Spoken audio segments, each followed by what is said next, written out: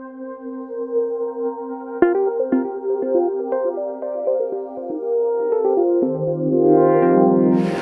and gentlemen, welcome to the Illinois Manufacturers Association's finishing its 121st year of representing manufacturers in the state of Illinois. My name is Greg Bays.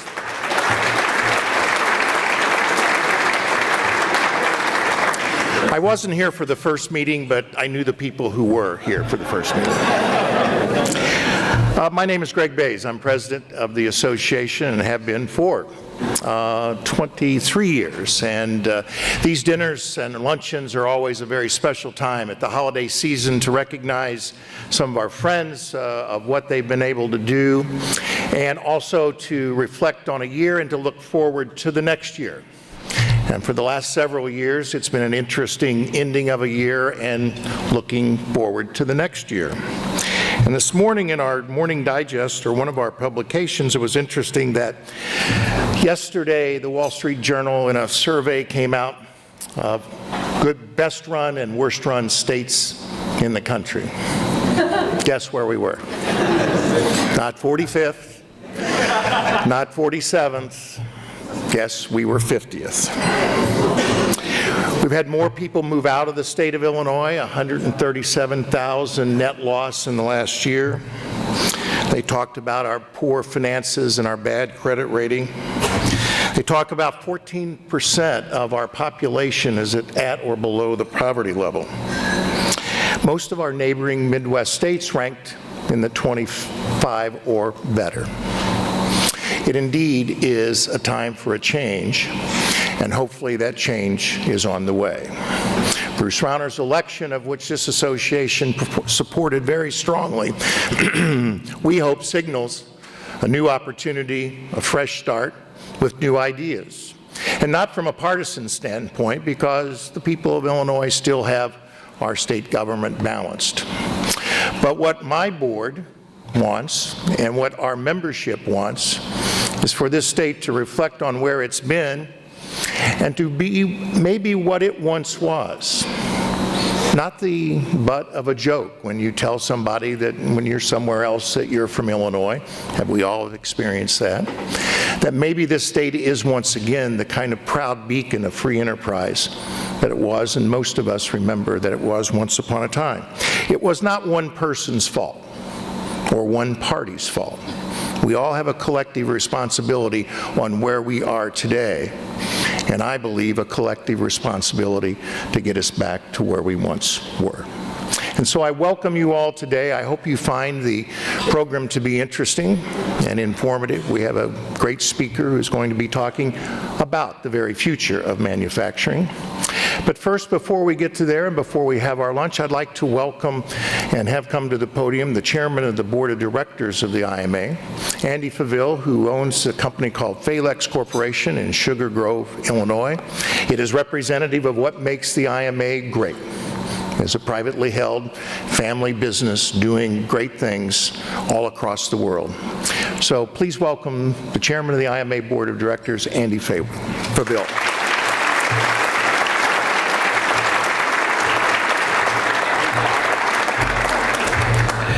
Good afternoon. The good news is, being number 50, we can only go up. I stole that from someone at the table. But welcome, everybody, and thank you for coming today.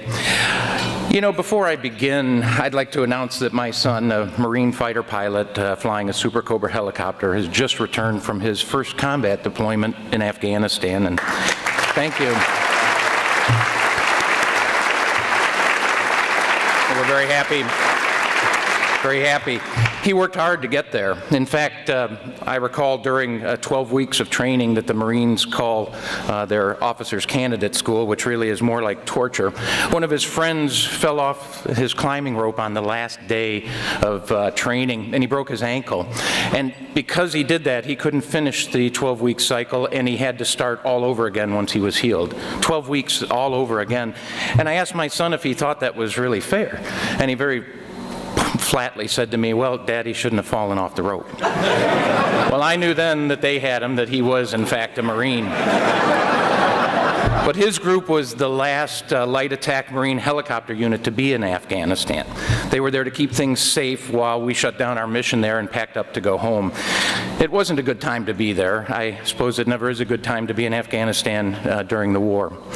But one by one, things were being taken away from him. The good meals, at least the ones that were better than the ready-to-eat bags, the laundry, his office furniture, his chairs, everything, one by one, it went on and on. And in that 120-degree desert heat, I was at least glad to hear they kept the air conditioners working for a while. But eventually I learned that these troops were living out of their backpacks in the desert and sleeping next to their ships. And it's not quite the vision of downtime, you know, one gets of a pilot who's been trained for 5 years and a lot of expense to do so. And when he finally got back to a secure base and I was able to talk to him, I told him again that I didn't think that was really quite right. And he said simply, "Well, that's what we do, Dad. We're Marines."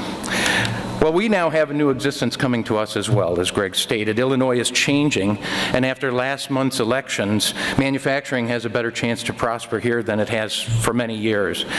I've heard many of our colleagues say that they would leave the state if the results were the same old thing. The state was in a crisis, but a crisis is really an opportunity riding a dangerous wind. And now things are calming down and the directions have changed. We have a new direction. Since these changes have happened, I certainly hope our friends will, and their companies will decide to remain in Illinois and work together to move us forward. We all need to work together to do this. The Illinois Manufacturers Association was a key contributor in recent events and has helped change the opportunities in business in this state, and we've done so for over 120 years. We've been here from the industrial age to this current high technology age, and every year with every issue, we've been there to help companies all over the state. And we'll continue to make positive changes for our members. From the two most top-fluential business advocates and down through every member of our IMA team, we have assembled the most experienced and an effective group to guide changes in business needed in Illinois. We help with education and training, with tort reform. We help with energy policy and workers' comp reform, oil and gas opportunities, and we're always working to create a favorable tax policy for business growth, businesses large and small. So I know we can work together and recognize that change, like we need now, happens slowly. We must continue to persevere and fight each battle, not a battle between Democrats and Republicans, but a battle to build momentum in a new direction. We're fighting not for our lives, but for a healthier environment for corporations and for a quality of life for every citizen in this state, for us today and for many generations to come. Now, based upon what my son heard in the news recently about his home state, he wonders why I stay here. I mean, after 85 years of manufacturing products in the state, why put up with all of the problems and politics that we now have? Why even try to get involved in the process of politics or the egregious regulatory changes? Well, in my best John Wayne fighter pilot voice, I said to him, "That's what we do, Captain. We are manufacturers." All right, well, thank you, everybody. I hope you have a great afternoon and a wonderful and a safe holiday season, and God bless our troops, keep them safe, and our veterans as well. Good day.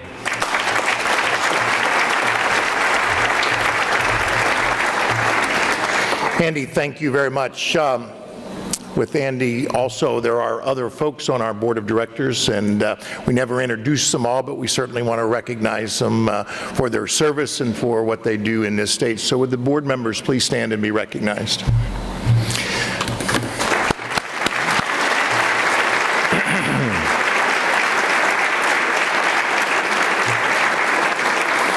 Also, a couple of friends in the business community that help us and provide great service to their constituencies. Pam McDonough of the Alliance for Illinois Manufacturing is here. Pam, thank you for being here. And my good friend Rob Carr, who represents the Illinois retail merchants, who had quite a week this week with that minimum wage issue, and he still doesn't have any gray hair yet. Rob, please stand and be recognized.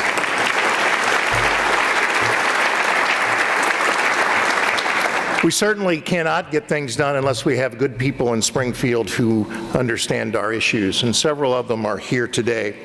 Evelyn Sanguinetti was going to be here today and give greetings from the governor-elect coming in. Governor-elect Rauner is in Washington meeting with the Illinois congressional delegation and speaking with the President of the United States today, along with new governors who have just been elected, and we sent with him a package of information about the EPA's ozone new regulations and how that's going to impact. So even before he's officially sworn in, carrying the message for us about the concerns with new regulations in Washington. Evelyn was going to be here, unfortunately had a family situation come up today and had to cancel, but appreciate her willingness to have been here today. But we also have with us members of the General Assembly, many of which have been long and good friends of this association on both sides of the aisle. And if I can, to ask them to stand as I recognize them. The first and foremost who is here today, and somebody who has been a very, very good friend of the IMA and is the newly elected leader of the Senate Republicans in Springfield, and my senator as well, Christine Radonio. Senator?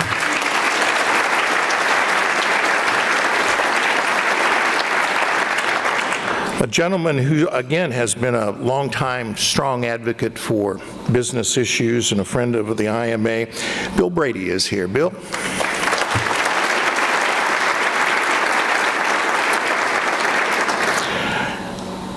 Sue Rezin, who is a state senator from the middle part of the state and a strong manufacturing center, is here.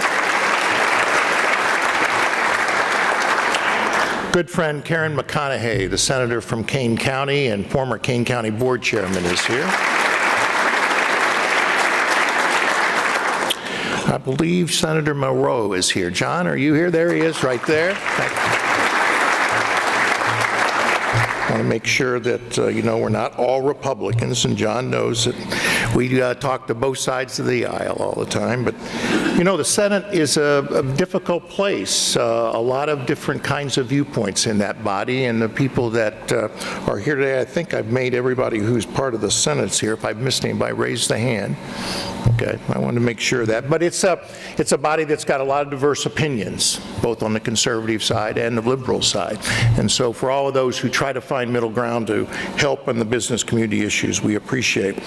On the State House side of representatives that are here, Tom Morrison is here. Tom, where are you? Please stand. Is he still there? There's Tom. Speaking of importance of veterans, a former U.S. Army, am I right, Jeannie? I don't want to be wrong there. Representative Ives, a veteran who served our country and now serves in the state representative. Jeannie, thank you for your service. Ed Sullivan. Ed, you still here? I know he was here. He had to leave. Ed had to leave. Another service, another veteran, and provided great service to his country, and now has come back to the General Assembly, which after an earlier stint, going off to do some other things and then coming back, did cause us to question maybe his sanity on some things. But David Harris is here, one of those real standout leaders in the Illinois General Assembly. And I think, have I missed anybody that serves in the General Assembly? All right, let's go ahead and have lunch, and then we'll get to our program right after that. Anything else, Mr.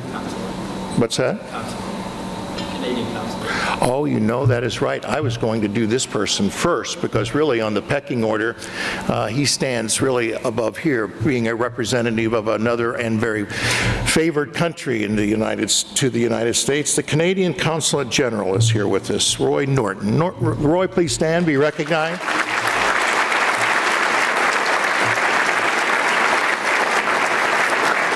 We should always remember that our friends to the north, one of our largest trading partners for manufacturers in this state, and we appreciate you being here today, General.